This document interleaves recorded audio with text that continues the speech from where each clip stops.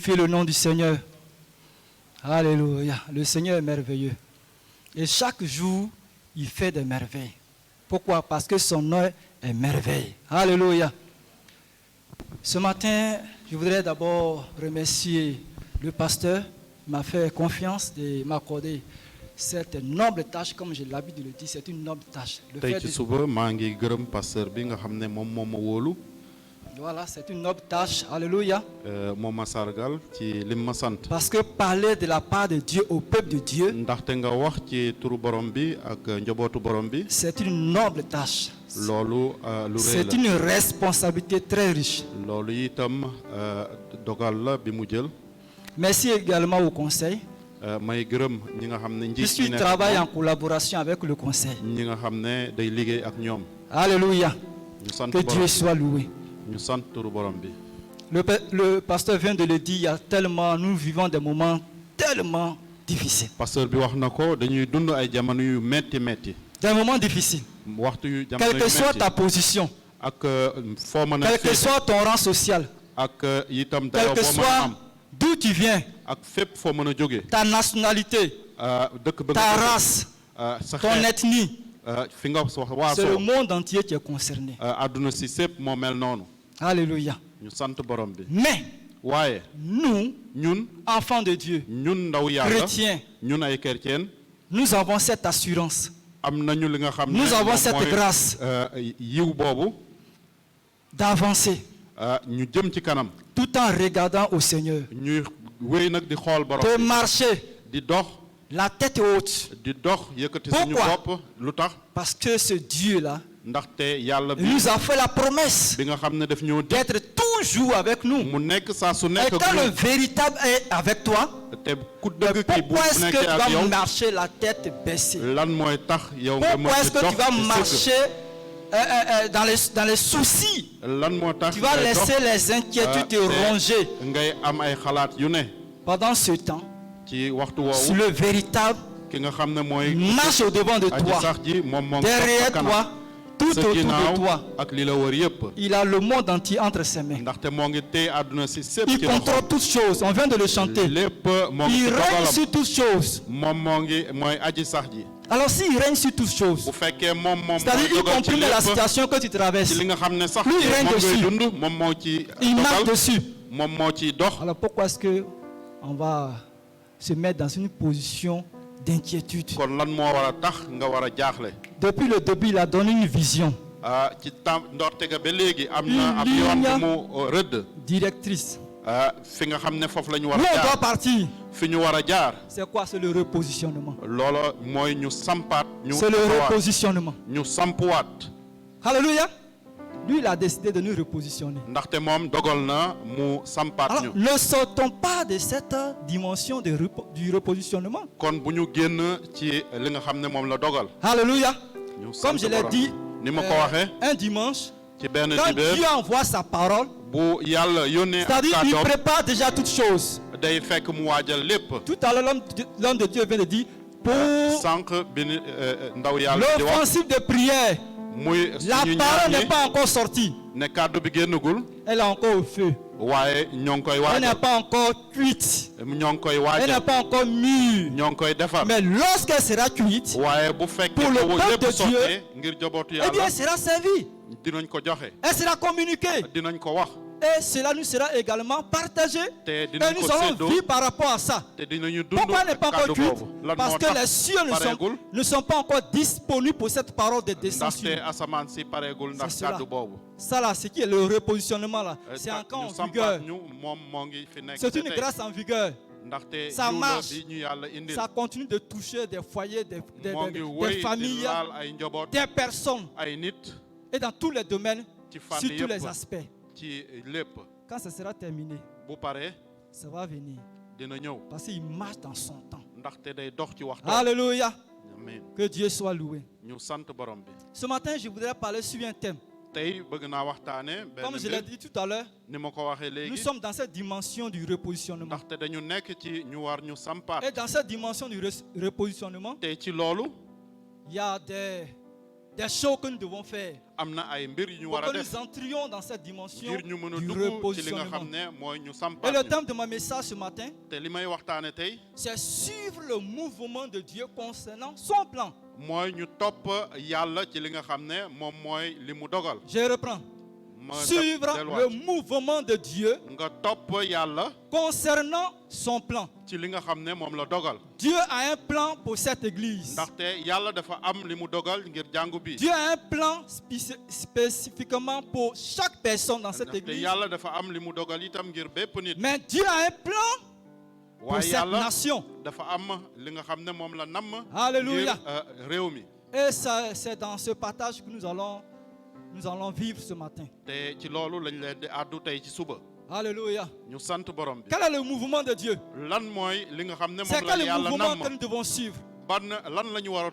C'est le mouvement du repositionnement. Alléluia. Mais pourquoi nous soyons dans ce mouvement du repositionnement? Il y a des petits actes que nous devons poser. Ces actes peuvent paraître insignifiants pour nous, mais pour Dieu, ces actes ont une très grande portée. Alléluia. Ces actes ont une très grande importance devant Dieu. Je me souviens d'une histoire. Elle paraît banale. Franchement, banale. En tout cas, si c'était moi qui étais porteur de cette mission, certainement ça allait échouer. Un enfant de Dieu qui traversait des moments difficiles, tellement difficiles qu'il est arrivé à un moment où il a eu cette envie de se suicider. Alors qu'est-ce qu'il a fait? Alors il a dit à Dieu, franchement, je n'en peux plus. Je te sers, je fais tout, mais regarde comment je vis. Ça ne sert à rien de continuer à vivre. Alors je vais mettre fin à ma vie. Alors qu'est-ce qu'il a fait? Voilà, je te demande une seule chose. Si tu veux que je revienne à ma décision, une seule chose. Je vais à l'église. Ça serait certainement mon dernier dimanche. Mais on dit qu'il y a amour. Si tu veux toujours me voir en vie, je vais attendre spaghetti. Je vais attendre à l'église spaghetti. Ça paraît banal là. Donc dans l'église, il veut entendre ce mot. Alors il est parti à l'église. Arrivé à l'église, le culte a commencé. Ça commence à louer. La prédication, tout et tout. Et à un moment donné, quelqu'un sort le mot spaghetti. Donc la personne a reçu. Dieu lui a dit, dis spaghetti. Il regarde à droite, il regarde à gauche. Est-ce que ça vient? Mais ça, c'est quelle pensée ça? La parole reprend, dis spaghetti. Un adulte comme moi, si c'était un enfant, ça c'est pas grave. Il va même le chanter. En plein culte. Qu'est-ce que les gens ont pensé de moi? Il aime tellement manger, jusqu'à même il vient dans l'église encore pendant le culte. Il vient pas de spaghetti. Alors, il a dit ça d'une manière rapide. Spaghetti.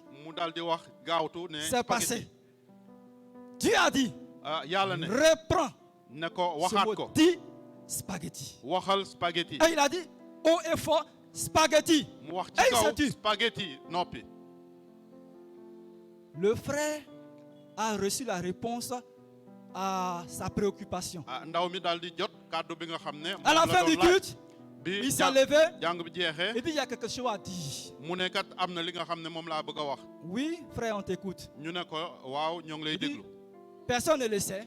Mais je traverse vraiment des moments très difficiles. À tel point que je voulais mettre fin à ma vie.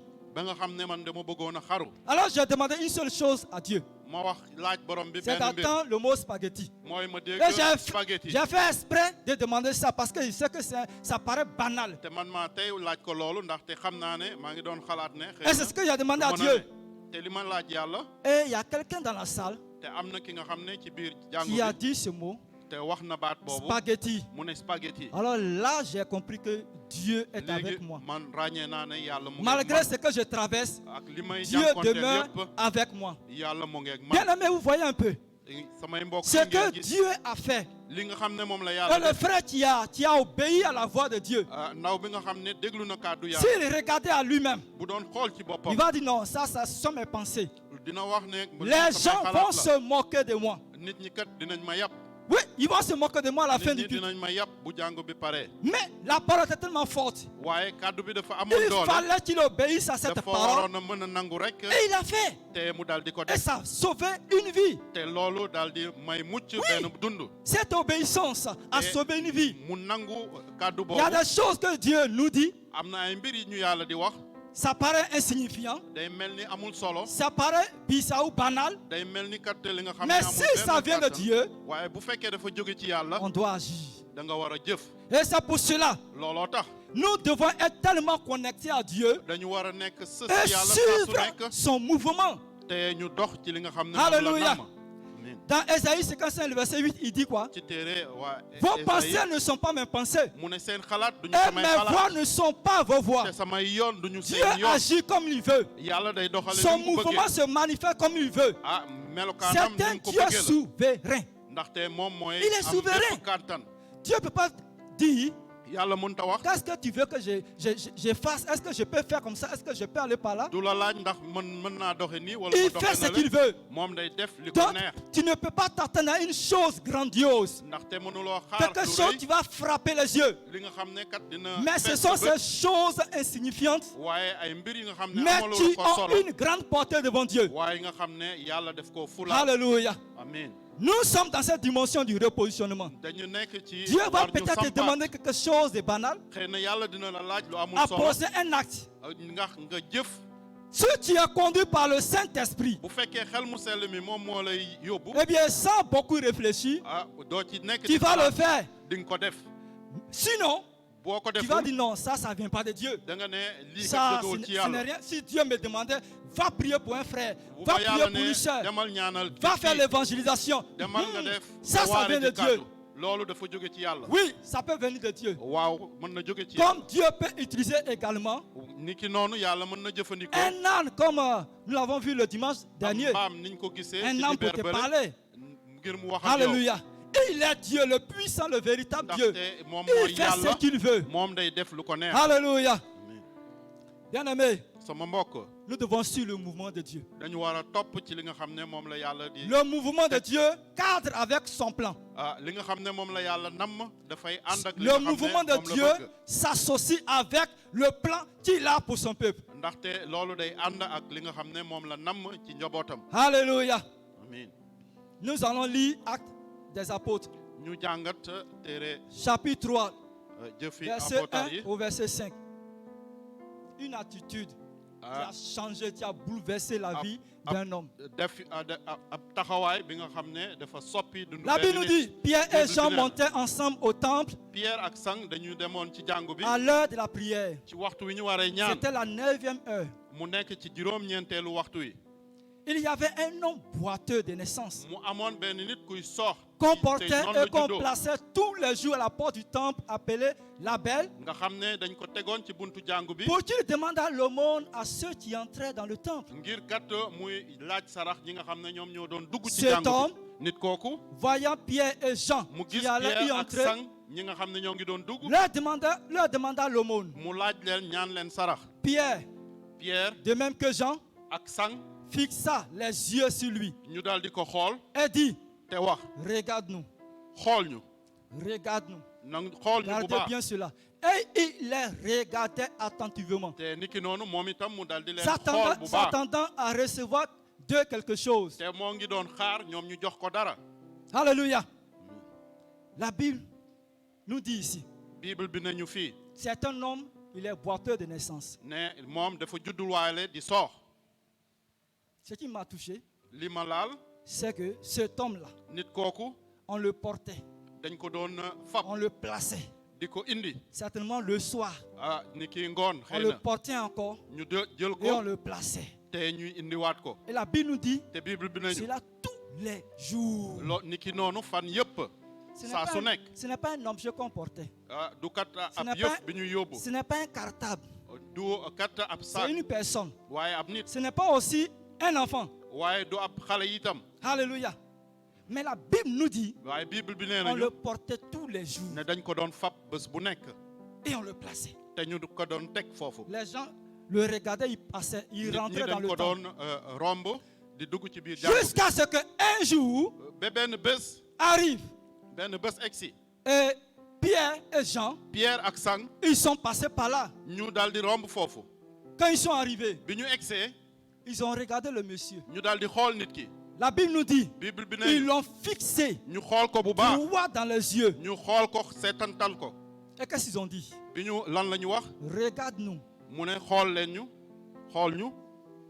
À votre place. Moi, en tout cas, à la place de ce ton boiteux, on me porte tous les jours. Comme un enfant, on me place. Tu viens, je suis là matin jusqu'au soir. C'est un sacrifice. Et c'est l'argent que je veux. C'est pas pour regarder quelqu'un. Je veux l'argent. Tu viens, tu me dis, regarde-moi. Mais je vais te regarder pourquoi. Tu as l'argent, dépose, tu t'en vas. Tu as l'argent. C'est de ça que j'ai besoin. Dépose, monsieur, tu t'en vas. Ça serait ça ma réaction. Le soleil me tape. Tu ne sais pas ce que j'endure ici. Tu viens comme ça, tu me dis, regarde-moi. Mais ça signifie quoi? Je vais te regarder comment? Mais regardez cet homme. La Bible nous dit, alors que Pierre disait regarde-nous, il a eu une autre attitude. Et quelle est cette attitude? La Bible nous dit, il les regardait attentivement.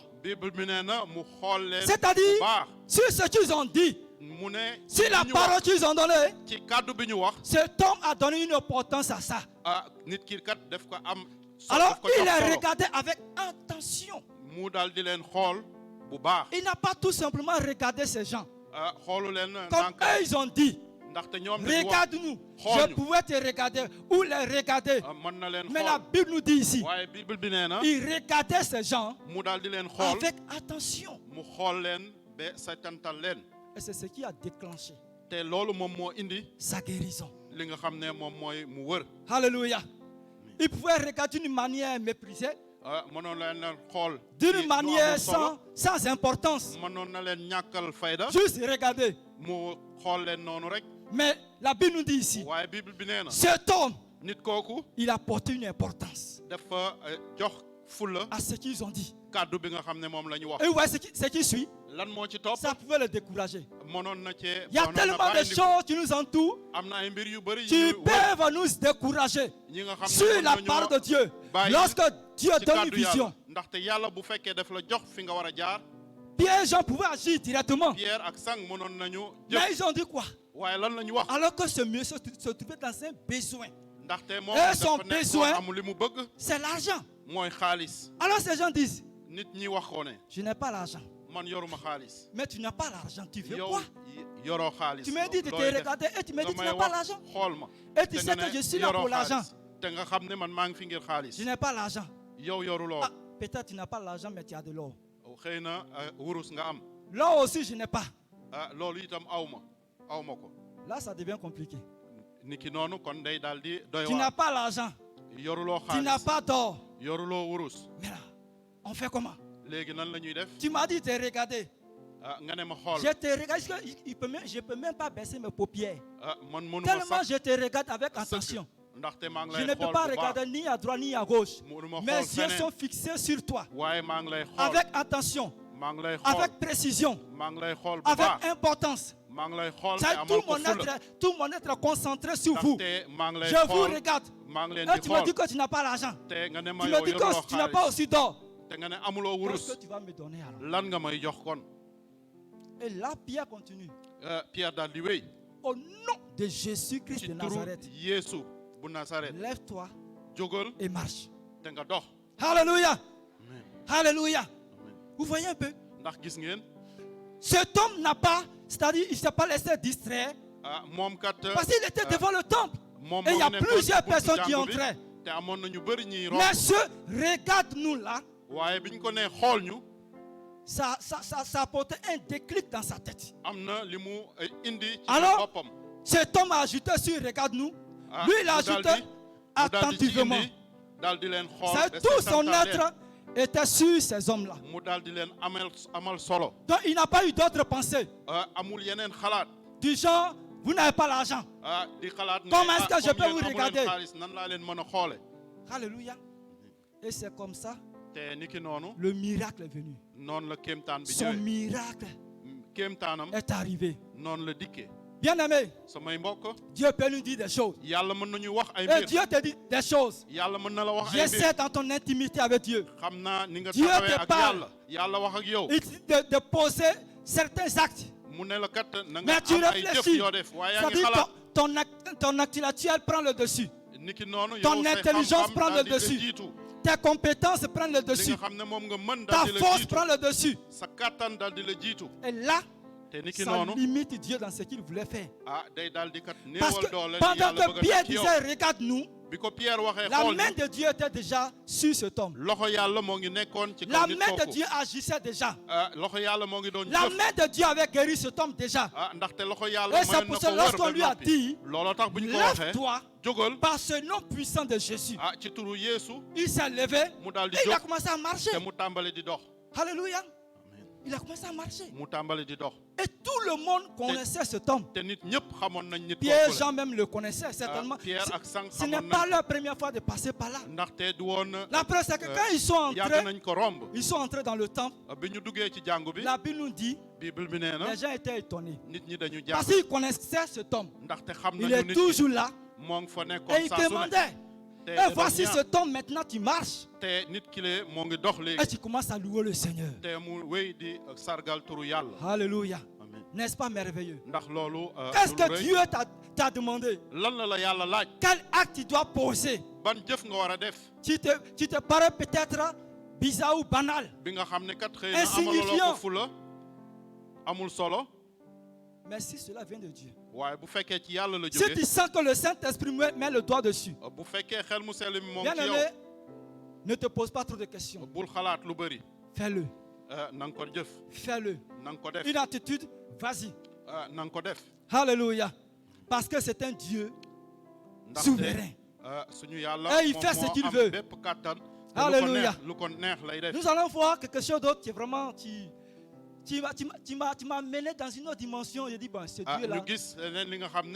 Si tu n'as pas une intimité avec lui, tu ne peux pas le suivre. Tu ne peux pas suivre ses mouvements. Il va falloir avoir creusé et créer une dimension, une intimité, une relation avec Dieu. Eh bien, c'est comme ça que tu peux avoir. Tu peux connaître la vision de Dieu. Alléluia. Dieu est merveilleux. Il est vraiment merveilleux. 2 Rois, chapitre 13, du verset 14 au verset 19. 2 Rois 13. Élisée était atteint de la maladie dont il mourut. Et Joas, roi d'Israël, descendit vers lui.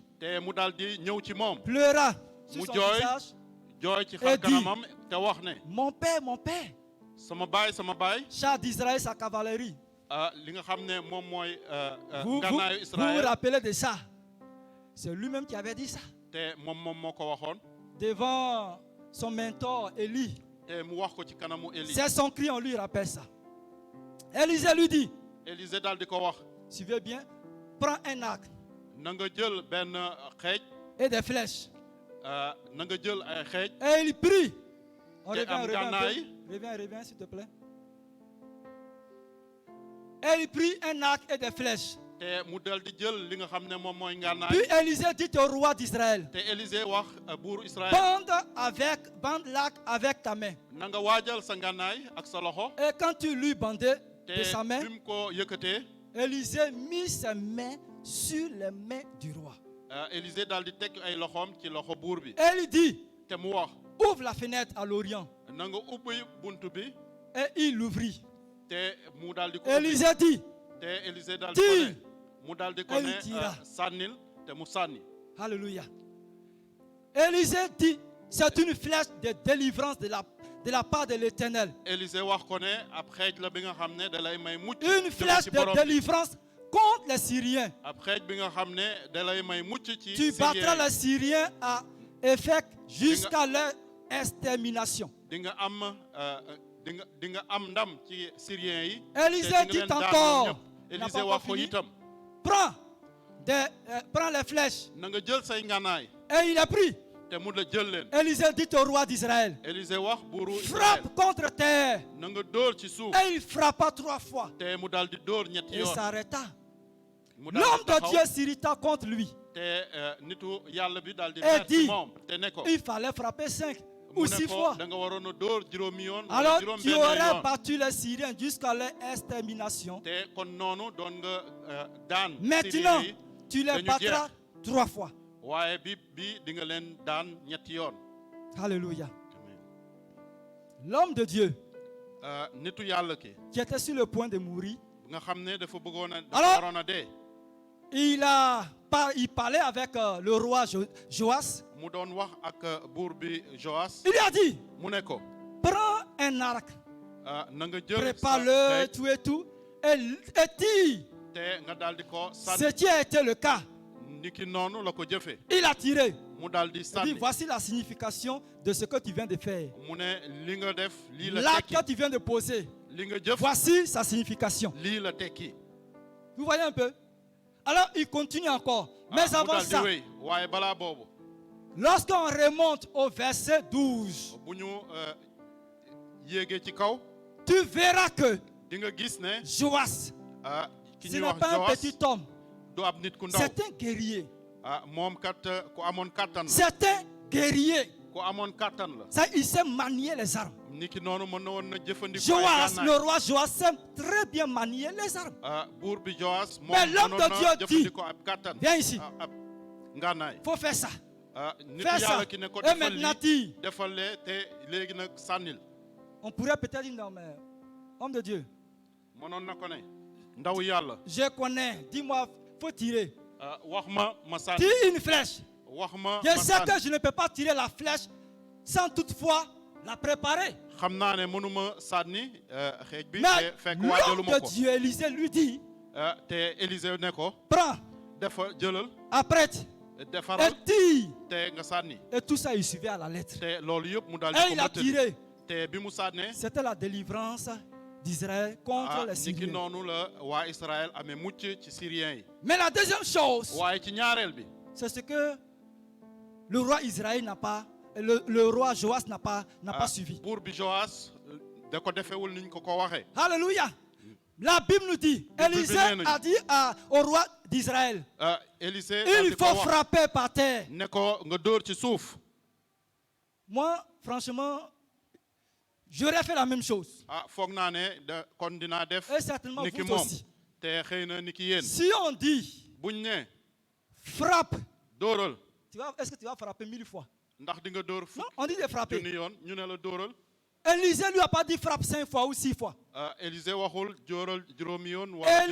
n'a pas mentionné le nombre de fois que le roi devait frapper. Il n'a pas dit ça. Il dit frappe. Lui-même, il est parti jusqu'à 3 fois. Moi, je serais parti jusqu'à une seule fois. Frappe, j'ai frappé. Et puis je te regarde. Oui, c'est ce que j'allais faire. Puisque tu n'as pas dit frappe jusqu'à tel nombre de fois. Frappe. Je frappe.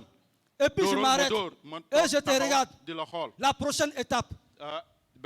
Mais Joas est parti. Il a frappé. Il a frappé. Alléluia. Et l'homme de Dieu lui dit non. Mais tu as raté. frapper 5 fois ou 6 fois. Et j'allais répéter à l'homme de Dieu, tu m'as pas dit de frapper 5 fois, 6 fois. Tu m'as dit de frapper. J'ai frappé 3 fois, ça mais c'est trop. Alléluia. Ça mais c'est trop. Si tu m'avais dit, Joas, roi d'Israël, frappe 5 fois ou 6 fois, eh bien j'allais le faire. J'allais le faire. Mais tu ne me l'as pas dit. J'ai frappé 3 fois, tu me dis non, voilà. Alléluia. C'est pour cela que j'ai dit tout à l'heure. Quand tu es connecté à Dieu, tu as cette intimité avec Dieu. Si on te dit de faire quelque chose, le Saint-Esprit va t'orienter. Le Saint-Esprit va te conduire. Ce que tu dois faire exactement. Alléluia. Parce que tu ne vis pas pour toi-même, mais tu vis pour le Seigneur. Et le Saint-Esprit est là. Jésus nous a donné le Saint-Esprit pour nous orienter, pour nous rappeler, pour nous enseigner, pour nous dire là où il faut mettre le pas et là où il ne faut pas mettre le pas. C'est le Saint-Esprit qui est là. Toi-même, tu ne peux rien faire. Tu ne peux rien faire de bon. Tu puisses plaire à Dieu. C'est le Saint-Esprit qui peut t'amener à cette dimension. Alléluia. Le roi d'Israël, il a frappé contre terre et il n'a pas atteint l'objectif qu'il devait atteindre. Alléluia. Combien de fois nous avons entendu la parole? Dieu nous parle tellement dans cette église. Il nous parle dans plusieurs domaines, sur plusieurs formes. Dieu nous parle. Mais est-ce que nous mettons cela en pratique? C'est-à-dire en suivant les instructions du Saint-Esprit. Les instructions du Saint-Esprit. Il te dira non, non, non, non, ne t'arrête pas. Ne t'arrête pas. Continue de frapper jusqu'à 6 fois. Et la mission sera accomplie. Alléluia. Mais ne compte pas ça sur ta propre force pour vouloir frapper. Pour vouloir frapper. Ou pour vouloir tirer de l'arc. Non. Mais compte sur le Seigneur. Et il va te dire frappe. Frappe. Frappe. Frappe. Frappe jusqu'à 6 fois. Alléluia. Et c'est ce que le Seigneur nous dit tout le temps. Lorsque nous sommes devant lui, il nous a même dit dans sa parole de nous approcher de lui. C'est justement pour avoir les instructions du Saint-Esprit. C'est justement pour avoir les orientations. La vision a été lancée depuis le début de l'année. Maintenant, comment est-ce que moi je peux marcher pour entrer dans cette vision? C'est seul le Saint-Esprit qui a conçu cette vision. Il a donné à son serviteur et il a partagé à l'église. L'atmosphère est favorable. Les dimensions sont ouvertes. Saint-Esprit, je ne peux pas y arriver. J'ai besoin de toi. Combien de fois dois-je frapper? Combien de fois? Où est-ce que je vais tirer l'arc? Dans cette direction ou dans l'autre? Comment est-ce que je vais faire? Combien de flèches je vais tirer? C'est lui qui connaît. Combien? La Bible nous dit, ils sont les profondeurs de Dieu. Alors il connaît déjà le cœur de Dieu. Combien de fois moi, Olivier, je dois tirer l'arc? Alléluia. C'est le Saint-Esprit. C'est le Saint-Esprit. C'est le Saint-Esprit. Bien-aimé, c'est pour cela que nous devons nous appuyer sur lui. Nous devons nous appuyer sur lui. Comme David s'est appuyé sur lui. Tout à l'heure, on venait de dire que il y a des moments difficiles. David a traversé ça. Tu vas quelque part. À ton retour, tu regardes, il n'y a plus personne. Il n'y a plus de famille. Il n'y a plus de biens. Tout est même brûlé. En plus de ça, c'est comme si c'est toi, tu l'as fait. Mais puisque tu es le responsable, tout retombe sur toi. Les gens veulent te lapider. Les gens veulent te tuer. Il regarde à gauche, il regarde à droite, il n'y a personne. Il se retrouve seul. La Bible nous dit, en ce moment, il se rappelle de ce Dieu qui est là. Tu ne l'as jamais abandonné. Il s'appuie sur lui. En même temps qu'il s'appuie sur lui, quelque chose se déclenche. Quelque chose s'active. Elle était déjà là préparée. Mais il fallait que David fasse ce pas. Et lorsqu'il a fait ce pas, il s'est souvenu de son Dieu. La Bible dit, la chose qui était là et qui paraissait floue devant lui, qui ne voyait pas, encore moins ces gens, les guerriers qui étaient avec lui. La Bible nous dit, ça a été enlevé. Et Dieu lui a dit, vas-y, poursuis. Tu vas non seulement les rattraper, mais tu vas récupérer. En plus de ce que tu as perdu, tu vas récupérer même ce qu'eux ils ont. Et ce jour-là, la Bible nous dit, David a reçu un grand butin. Mais ce n'était pas tout. Ces gens voulaient le mettre dans l'erreur. Nous, on est partis jusqu'à là-bas. On a risqué nos vies. Donc voilà le partage qu'on va faire. Ça, ce n'est pas un partage égal. Ces gens-là, ces fainéants, ils vont rester là-bas. Voici leur part. Mais quelle était la réaction de David? Égal. Chacun reçoit sa part. Ils ne sont pas partis, mais ils sont avec nous. Ils sont avec nous. Là où ils pouvaient s'arrêter, ils sont arrêtés. Nous, on a pu continuer. On partage. Alléluia. Mais ce qui est important ici, c'est de connaître que David, dans cette situation, il s'est appuyé sur Dieu. Il s'est appuyé sur Dieu. Juste cette attitude a ouvert les cieux pour David et de récupérer. Est-ce que vous voyez un peu? Lorsque tu lis, tu médites bien cette histoire. Dieu avait déjà préparé les choses. Il a déjà mis ses pions. Un homme qui ne devait pas être malade. Il ne devait pas être malade. Oui, il ne devait pas être malade. Mais Dieu a fait que cet homme soit là et qu'il soit malade. Parce qu'il devait servir de guide à David. Il devait servir de guide. Et c'est lui qui a tout déballé. Je suis tel. Je suis avec tel groupe. Ils sont là. Si vous partez, vous allez le trouver. Et ce qu'il a dit, c'est ça. C'était la vérité. Ils ont suivi ce qu'il a dit. Ils ont trouvé les gens. Alléluia. Donc pendant que Dieu donne une vision, il a déjà placé ses pions. Il a déjà tout préparé. Alléluia. Pour cet homme, ce boiteux, c'était le jour de sa délivrance. C'était le jour de sa guérison. On ne pouvait rien faire. Pierre et Jean passaient par là. Ils passaient par là. Mais ce jour-là, pendant qu'ils passaient, mon ami, regarde-nous. Regarde-nous aujourd'hui seulement là. Tu vas nous regarder. Avant, tu nous regardais autrement. Mais aujourd'hui, c'est ton jour. Regarde-nous. Et cet homme était là aussi dans le mouvement. Il a suivi le mouvement. Il ne s'est pas laissé distraire. Il dit de les regarder maintenant. Parce qu'il n'était pas le seul. Il les a regardés. Il a mis sa guérison. Alléluia. Alors, voici une porte qui est ouverte. Une échelle qui est dressée. Les anges de Dieu descendent. Ils remontent. Ils descendent. Ils remontent. Ils positionnent. Ils positionnent.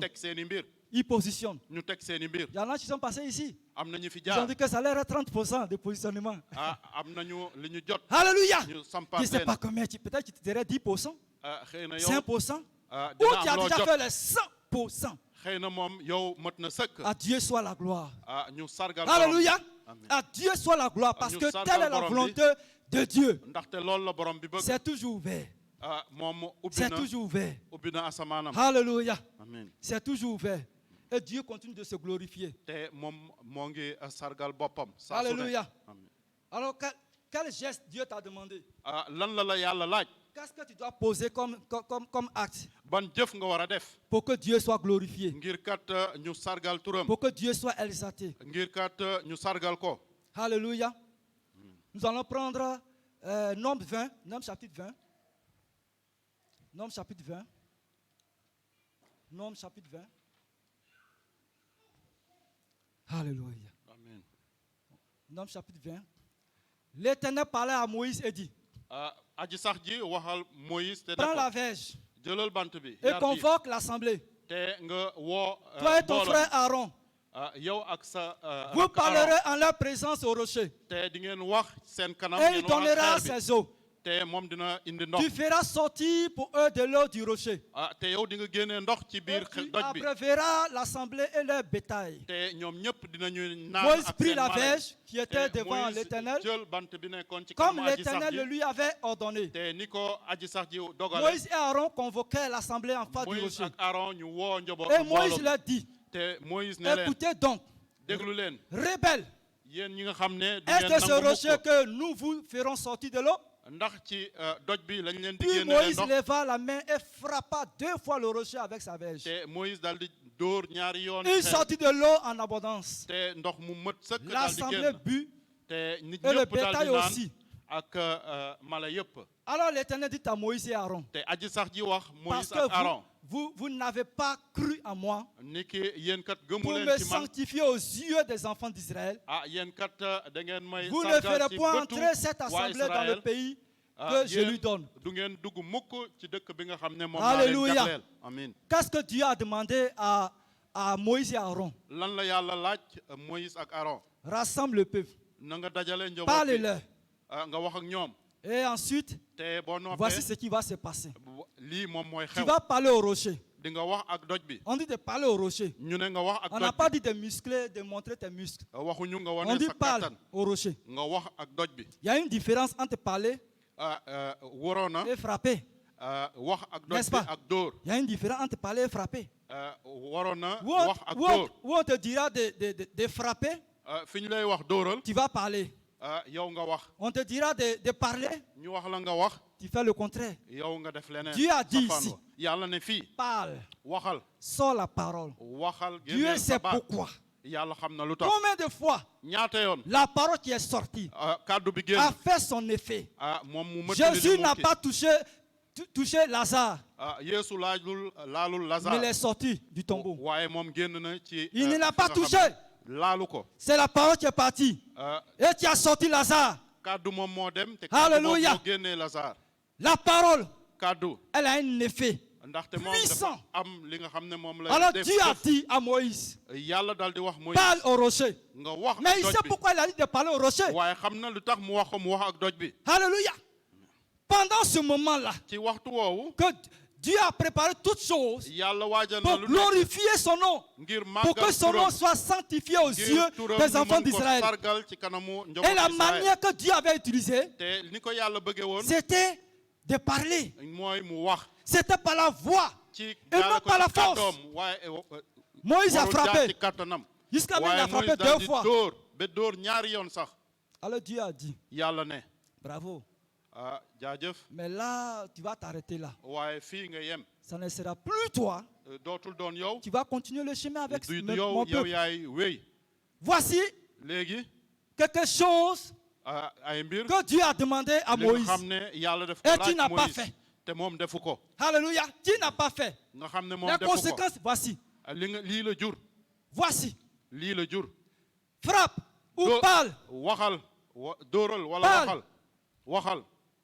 Il n'a pas parlé. De l'autre côté, avec Élisée, on dit de frapper. Il a frappé, mais ça ne suffisait pas. Vous voyez un peu comment Dieu est.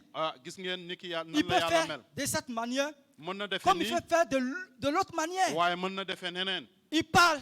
Il t'a dit de parler. Ici, il t'a dit de frapper. C'est pour cela, bien aimé, nous devons suivre le mouvement de Dieu. C'est pas parce que Dieu il nous amène toujours vers la droite que tu vas te dire encore Dieu va nous amener vers la droite. Non, il peut changer pour aller vers la gauche ou pour aller tout droit. Si nous suivons le mouvement du Saint-Esprit, c'est lui le chef, c'est lui le chef, c'est lui le commandant, le général des généraux. Nous sommes à sa suite. Chaque jour, lorsqu'il libère sa vision, il donne sa vision. Eh bien, nous suivons la vision. Nous suivons chaque jour la vision. Alléluia. Et si le mouvement dit allons à droite, on suit. Allons à gauche, on suit. Arrêtons-nous. Alléluia. Et Dieu a toujours travaillé comme ça. Il a donné au peuple d'Israël la nuée. Allez-y. Il partait. Arrêtez-vous. C'est ça qui montrait que c'est sa présence qui est là. Alléluia. Mais quand il dit allez-y, et puis non, Dieu, oh, là on est fatigué, toi mais tu sais qu'on est fatigué. Depuis là dans le désert on marche. On est fatigué, laisse-nous nous reposer. Sa présence est déjà debout par la nuit. Allez-y. Alléluia. Alléluia. Mais c'est comme ça. Alors le peuple, Dieu a dit, Moïse, rassemble et parle au rocher. Le rocher était déjà prêt à ouvrir sa bouche, entre guillemets, pour donner de son eau.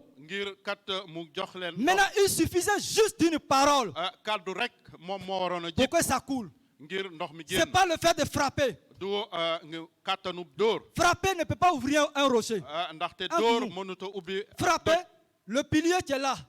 Je vais pas frapper jusqu'au soir. Rien ne peut sortir.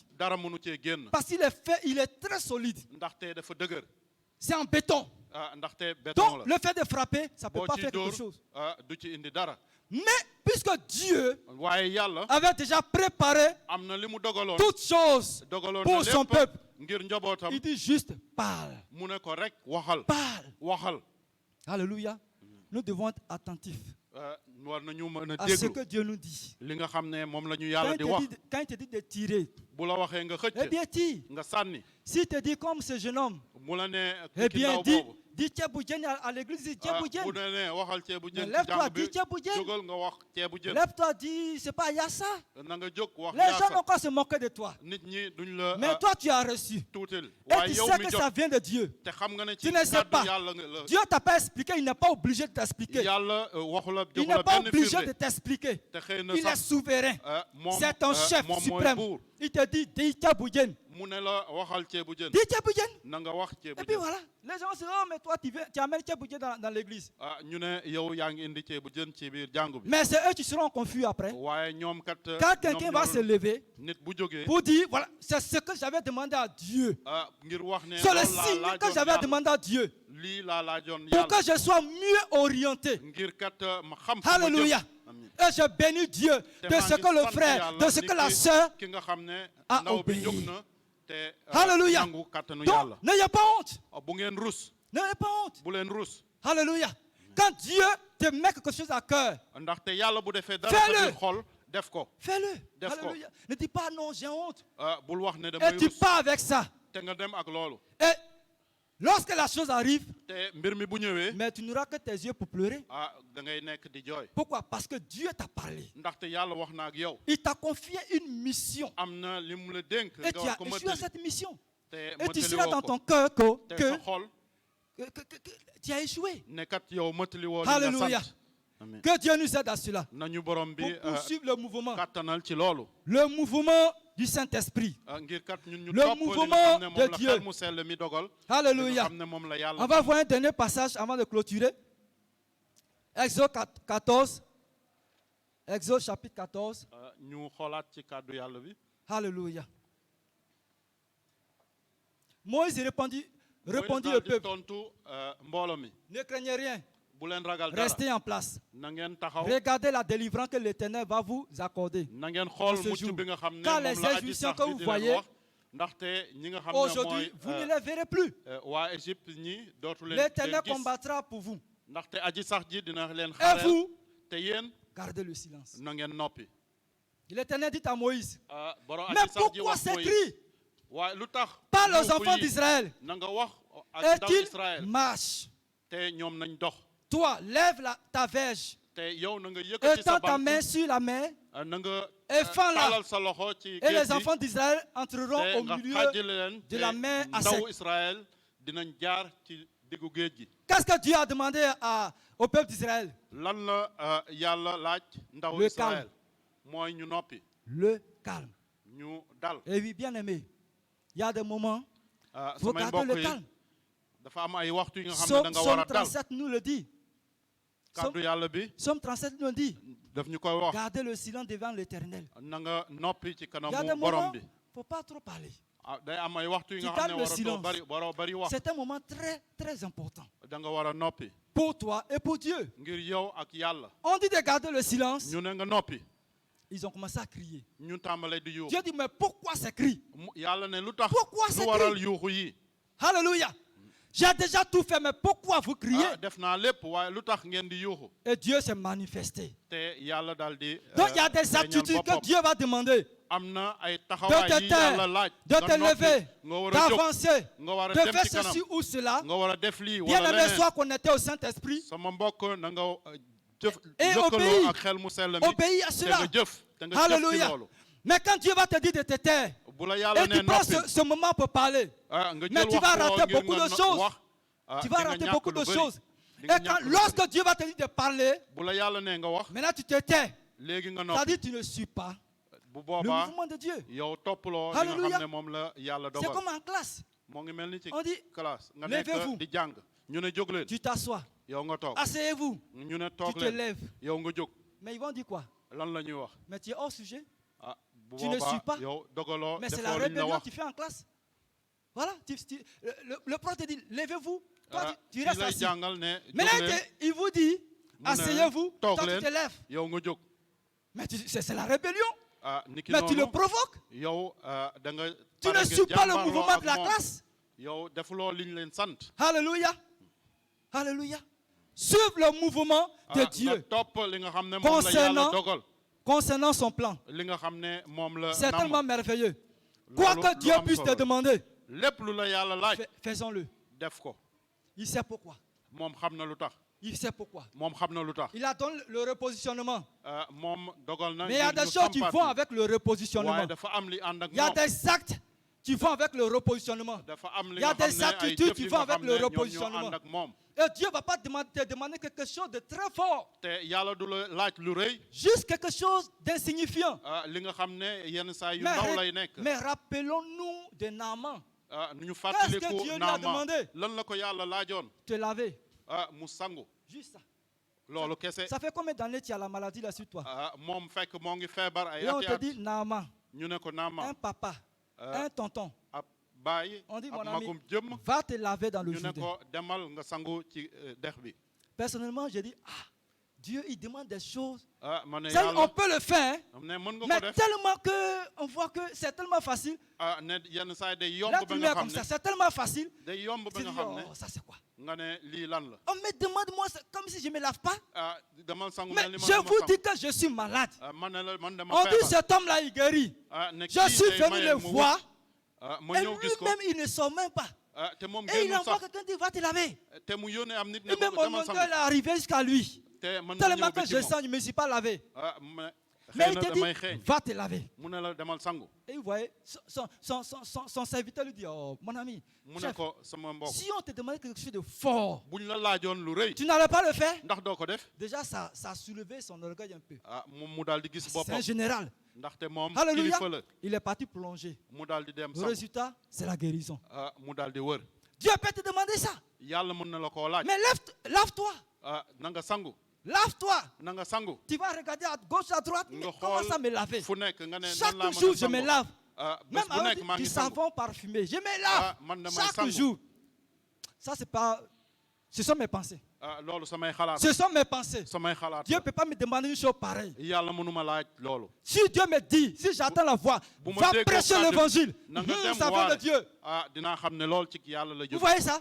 Ce sont ces gens de choses nous voulons entendre. Ces choses qui vont nous amener vraiment très grand. Mais Dieu, Lui, il te prend là. Alléluia. Va te laver. Est-ce que tu pourras le faire? Est-ce que tu pourras le faire? Alléluia. Va te laver. Si par exemple Dieu te dit, va dans une place publique, mais ce n'est pas quelque part. Lave-toi. Non, ça ne vient même pas de Dieu. Ça ne vient pas de Dieu. Tu vas commencer à parler en langue, chasser les démons. Mais Dieu sait pourquoi il t'a dit. Va te laver. Cet homme s'est lavé. Alléluia. Alors, soyons connectés à Dieu. Et suivre le mouvement de Dieu. Dieu nous parle. Même dans nos différents groupes, Dieu nous parle de faire ceci et de faire cela. À nous maintenant de suivre ce mouvement. Dans le but, tout cela, ça fait partie du repositionnement. Alléluia. Tout cela que tous ces hommes de Dieu qui ont reçu la délivrance, la guérison, eh bien, c'était leur repositionnement. Le boiteux, il a été repositionné. Désormais, il ne sera pas devant le temple, mais il sera avec les autres dans le temple, louer le Seigneur aussi. Il a été repositionné. Alléluia. Alors, bien aimé, suivons le mouvement. Au nom de Jésus. Pour terminer, Psaume 32, verset 8. Le Seigneur nous donne toujours une assurance dans sa parole. Une assurance est toujours dans sa parole. Alléluia. Il dit, je t'instruirai et te montrerai la voie que tu dois suivre. Je te conseillerai. J'aurai le regard sur toi. Je vais t'instruire. La pensée que tu vas recevoir ou la parole que tu vas recevoir. Je vais t'instruire, docteur Ariel, pour dire, ça vient vraiment de moi, Dieu. Je te dirai ce que tu dois faire. Il va même te montrer s'il faut frapper 6 fois, 5 fois ou 6 fois. Tu ne vas pas t'arrêter en route pour frapper 3 fois. Il va te montrer le nombre de fois que tu dois frapper. Et il va te montrer comment tu dois suivre le mouvement de Dieu. C'est lui, Dieu, qui pourra le faire. Et si tu as besoin de conseils, il est encore là, il va te conseiller. Sur comment tu vas lancer l'arc ou les flèches. Comment tu vas frapper. Il va encore te conseiller. Si tu dois parler ou si tu dois frapper. Il va encore te conseiller. Si tu dois garder le silence ou si tu dois ouvrir la bouche. Parce qu'il le dit dans sa parole. Ouvre ta bouche et je la remplirai. Tu ne vas pas ouvrir ta bouche pour dire des choses vaines. Mais lorsque tu ouvres la bouche, c'est lui Dieu qui viendra la remplir de sa sagesse, de son intelligence, de sa personne. Alors laissons le Dieu nous instruire dans ce qu'il nous a donné en ce temps de repositionnement. Parce qu'il a déjà commencé depuis, et il continue. Et il continuera toujours. Au nom de Jésus. Que Dieu soit loué. Amen. Amen.